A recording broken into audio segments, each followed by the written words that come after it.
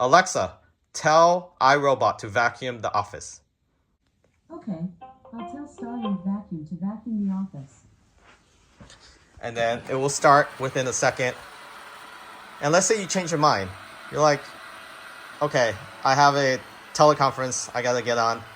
You just tell Alexa, Alexa, tell iRobot to stop vacuuming and go home. About 1 or 2 seconds. And there's a camera in front of the actual iRobot. And I named this Starling just because this is a cool name. It will go back home. There's a QR code. It will recognize which home it belongs to. So you have like multiple iRobots going on in the house. One. So one is enough for one floor. Hey everyone, how's it going? So this is the new iRobot that I was skeptical about. This iRobot is basically a automated vacuum cleaner. And a lot of people think it's just a gimmick. Again, I personally thought it was a gimmick. I have it installed and used on a daily basis for over a month already. And I have to say, it is a game changer. Because I usually forget to vacuum. And there's times where I really need it to vacuum. And things just get in the way. You know, life, scheduling. It's just an errand that I don't enjoy doing too much. So this is automated. You can adjust this to be able to automatically turn on and start vacuuming certain rooms throughout your house. So you can label them specifically how you want to have it vacuum a corner of the desk, an office, the bathroom, kitchen, living room, dining room, or you can do it all at once. But you probably want to section it out by days. So I have this turned on when I leave the house. So it has a built-in radius check. So when your phone is leaving the house, it automatically detects that and turns on. Or you can schedule it during a time when you're not here, or early in the morning before you wake up, or before you go to sleep. It is noisy, just like any other vacuum. I mean, people complain it's noisy, but vacuum itself is noisy. But I would say it's no noisier than a Dyson vacuum cleaner. The only time that it might exceed the decibel of the Dyson is when it's emptying its trash. So there's a bin in here that you can actually manually remove. Where is it? It's right here.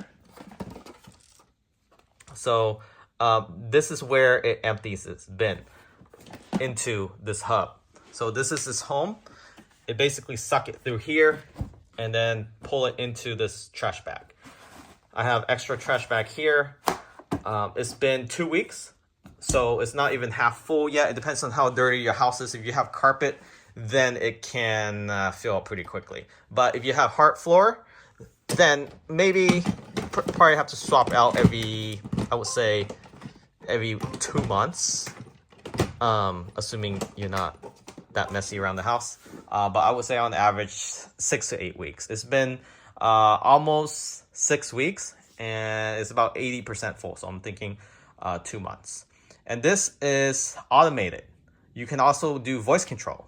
So for example, if you have Alexa, you can tell it to start vacuuming the actual office or certain room. So I'm going to have it vacuum the office, and you can also pause the vacuum while it's in session, and you can send it back home. This is its home. So I'm going to demonstrate that now. So I have Alexa in the room. Alexa, tell iRobot to vacuum the office. Okay, I'll tell Starling Vacuum to vacuum the office. And then it will start within a second. And let's say you change your mind. You're like, okay, I have a teleconference I gotta get on. You just tell Alexa, Alexa, tell iRobot to stop vacuuming and go home.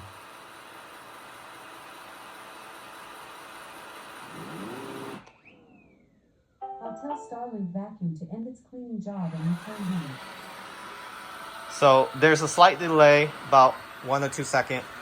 And there's a camera in front of the actual iRobot, and I named this Starlink just because this is a cool name.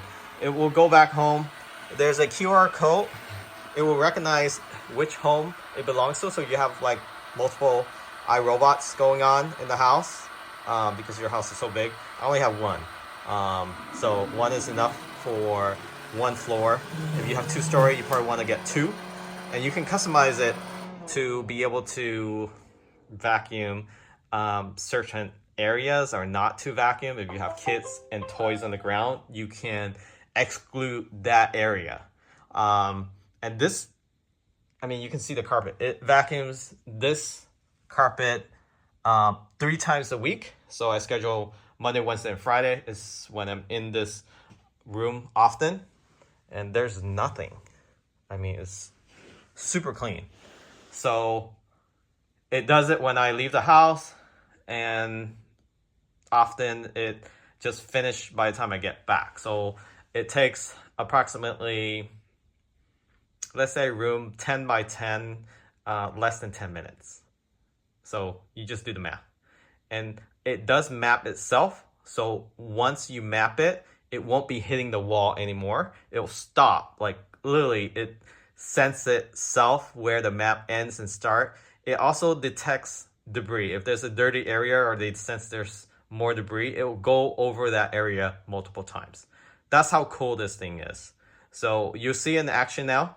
We're gonna have it vacuum the kitchen area.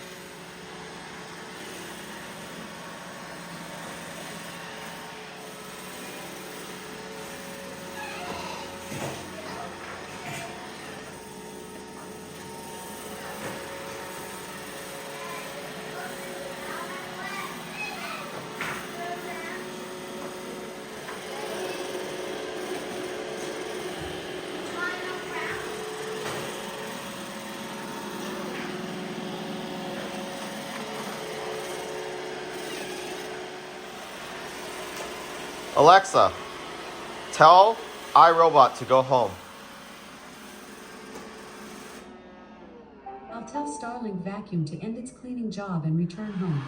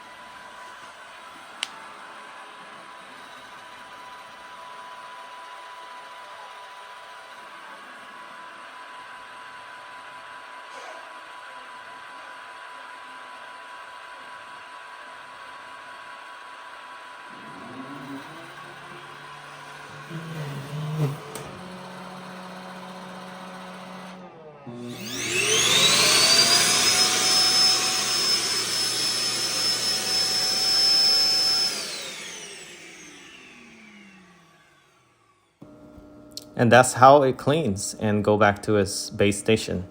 You can see there, it automatically empty its own bin and it docks inside, it charges itself.